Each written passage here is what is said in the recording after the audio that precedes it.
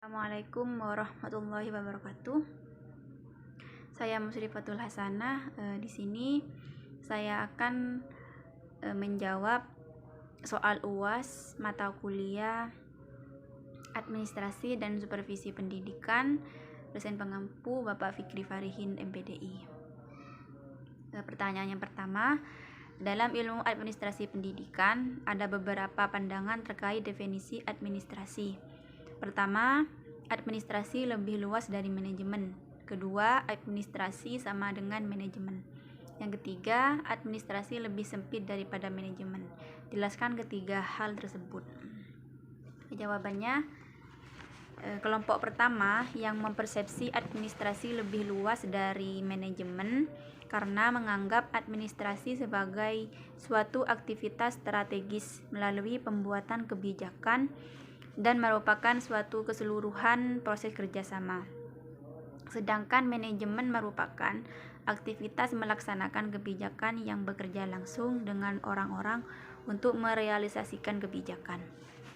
Kelompok kedua yang mempersepsi administrasi lebih sempit dari manajemen karena mempersepsi administrasi seperti dalam pemakaian istilah peninggalan Belanda yang pengertiannya sempit dalam pemakaian ketatausahaan, korespondensi, kearsipan, dan sejenisnya, sehingga manajemen yang berada di posisi mengatur, memberdayakan, mengendalikan orang menjadi lebih diposisikan dibandingkan administrasi.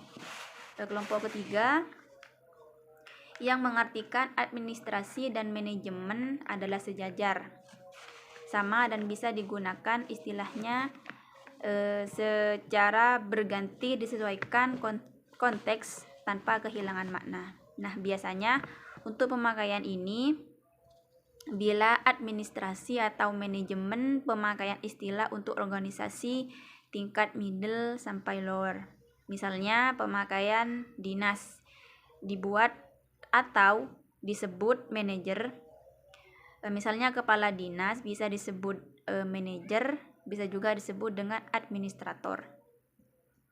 Misalnya kepala sekolah yang mengurus sekolah bisa dikatakan administrator, bisa juga dikatakan manajer.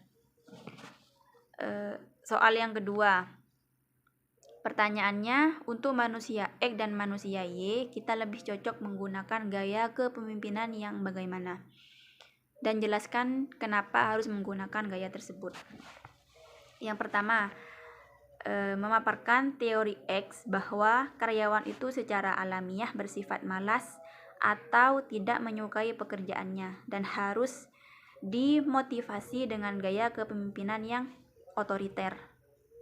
Karena dengan gaya kepemimpinan tersebut, karyawan perlu diarahkan, dipaksa, bahkan diancam dengan hukuman dan dikontrol dengan pengawasan yang ketat. Dengan begitu, karyawan atau bawahan lebih termotivasi secara efektif dan memberikan hasil kerja yang lebih baik. Nah, teori ini mengutamakan kepatuhan. Yang kedua, teori Y, yaitu manusia yang memiliki tanggung jawab dan tidak ingin membuat citra diri negatif dengan tidak terrealisasikan tugas dan tanggung jawab. Gaya kepemimpinan yang diterapkan pada teori Y ini adalah demokratis. Dengan gaya kepemimpinan tersebut, karyawan atau bawahan seorang pemimpin akan memotivasi pegawainya untuk mengembangkan kemampuannya.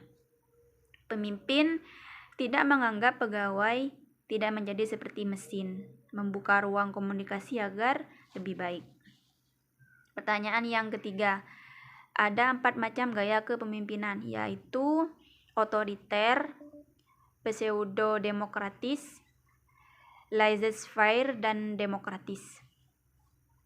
Dari keempat gaya tersebut, menurut Anda mana yang paling baik untuk dipakai untuk zaman sekarang, dan jelaskan alasannya. Jawabannya, seorang pemimpin adalah orang yang harus memiliki kemampuan untuk memandu sekelompok orang atau pihak gaya pemimpin yang cocok diterapkan di zaman sekarang yaitu gaya pemimpin yang demokratis. Karena pemimpin dalam tipe ini menafsirkan kepemimpinannya bukan sebagai atasan dan juga bawahan, akan tetapi lebih pada kerabat.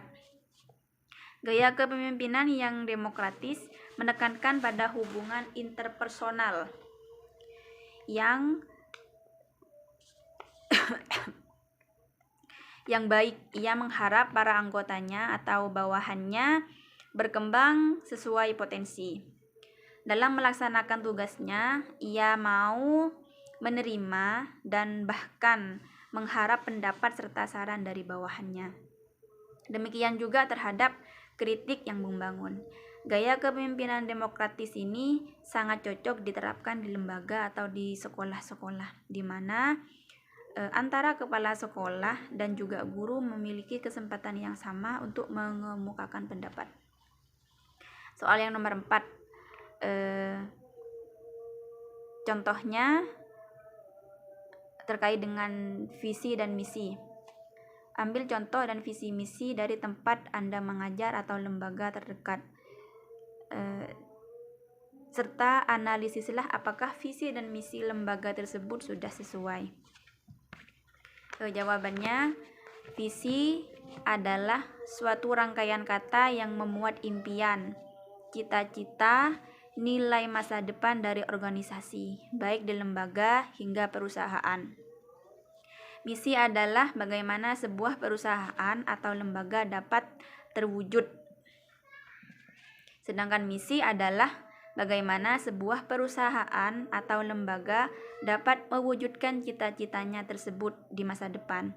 Misi merupakan rencana atau cara yang ditentukan untuk mewujudkan visi yang sudah diterapkan. Visi biasanya bersifat permanen, pantang bagi lembaga untuk merubah. Sedangkan misi biasanya diubah ketika misi-misi tersebut dianggap gagal mewujudkan suatu visi.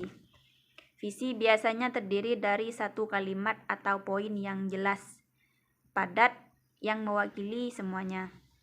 Sedangkan misi biasanya terdiri dari beberapa kalimat penjabaran atau berbagai macam poin yang lebih banyak dari visi.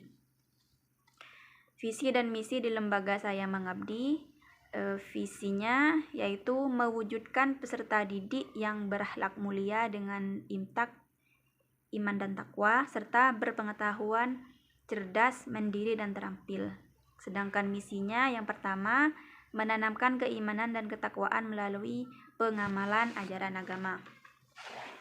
Yang kedua, membentuk sikap dan perilaku yang baik, santun, sopan, dan berkarakter.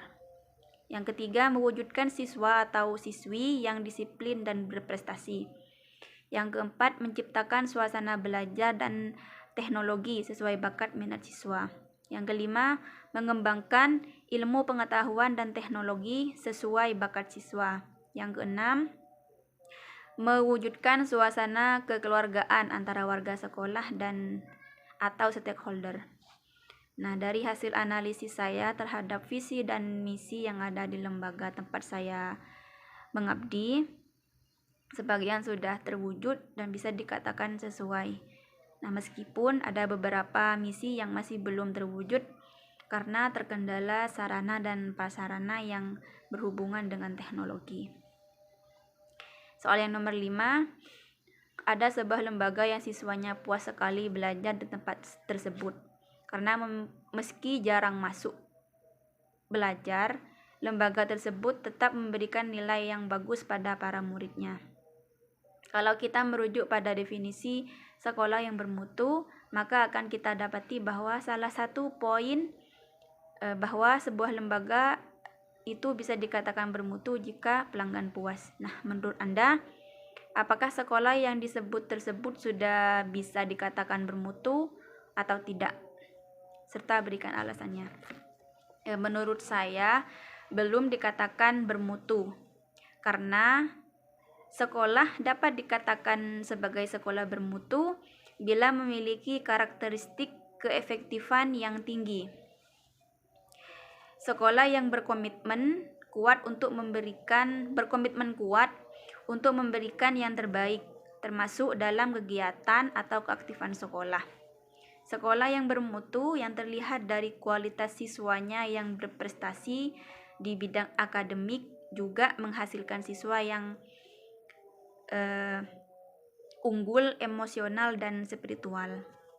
Sekolah bermutu bukan diukur dari puas dan tidaknya hasil akhir atau nilai yang telah dicapai oleh siswa.